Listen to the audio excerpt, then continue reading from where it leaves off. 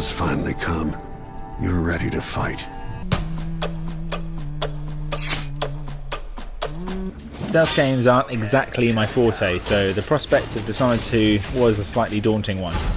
Having not played the first game, I was thrown into this world and not quite sure exactly what to expect.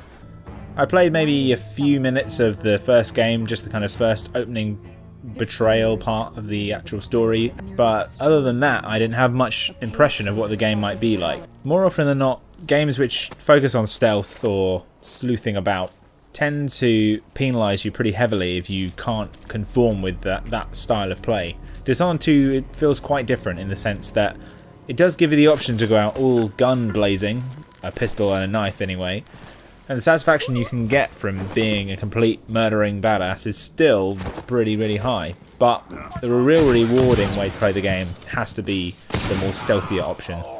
At the end of each mission you'll be told how many times you killed people and how many times people noticed you killing people, which is a pretty good incentive to kind of cut that number down, mostly because there are lengthy consequences as you get further through the game. There's a few different things, such as NPCs treating you differently depending on if you are a notorious murderer or not, but also the bloodfly infestation, which is already present at the beginning of the game, gets increasingly worse if there's a load more dead bodies around for them to feast on.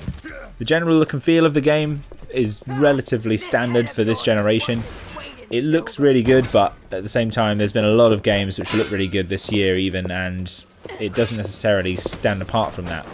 It has a similar sort of aesthetic to something like Bioshock or even Skyrim, and that's a tough benchmark to put yourself up against.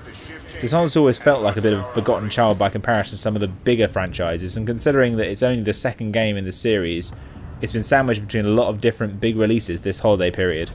Having said that, there's an awful lot to enjoy about this game. It's a really well put together title, which has a clear emphasis on gameplay as well as style.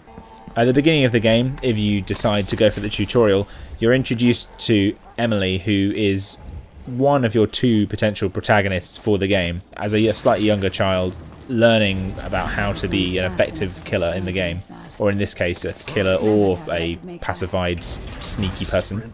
As a newcomer, the tutorial pretty much told me everything I needed to know, but it does take a little bit of perfecting to get the button combinations and the timing in particular right.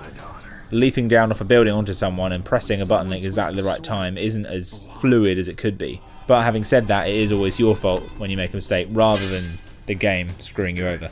Each of the levels in the game has a different tone to it as you begin to uncover the story of what exactly is going on and who's behind everything. There's a lot of underhand, back alley dealing, that sort of thing, and everything gradually just begins to fill out as you listen to audio logs and meet new characters which gradually fill you in more on what's going on.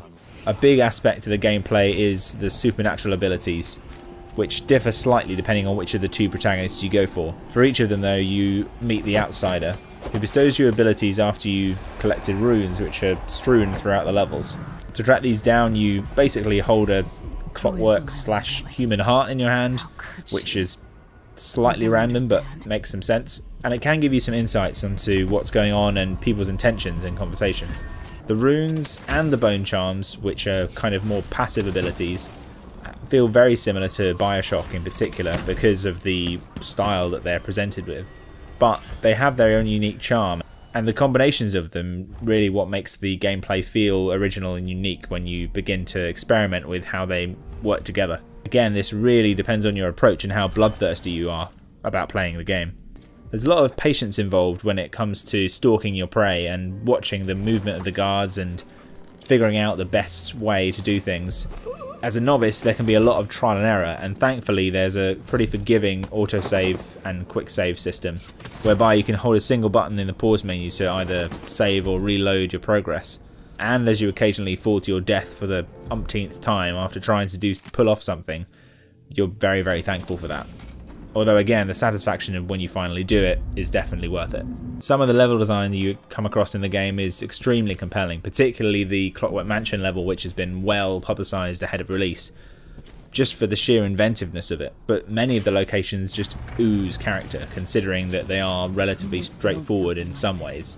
Developers Arcane just somehow managed to trick you into believing exactly what they want you to. In the end, Dishonored 2 builds on what Dishonored 1 set out to do and really realises it in the best possible way on this generation. It's a solid, rich experience and it's one not to miss out on. Have you been playing Dishonored 2? Let us know in the comments, and don't forget to like and subscribe for more videos from Pass the Controller.